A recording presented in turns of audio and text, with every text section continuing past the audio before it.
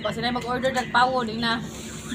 Guys, basta magbuhat mo mga payag-payag dra guys. Dito Willing ko basta diri. ka tayong order bitaw ana sa kalibo bitaw. Ipili ninyo.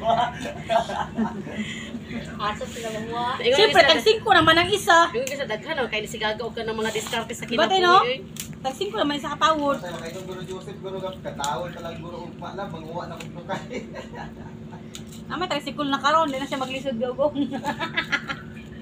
Unya ba naman lubi kayo karon go?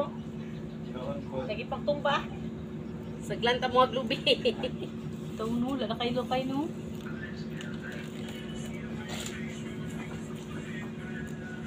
Sunod bitaw sa unang kamunod. Kasi kay mata na ho. Asa kay mag-ano ko ba Wala lang mag-istorya ako ko. hubog.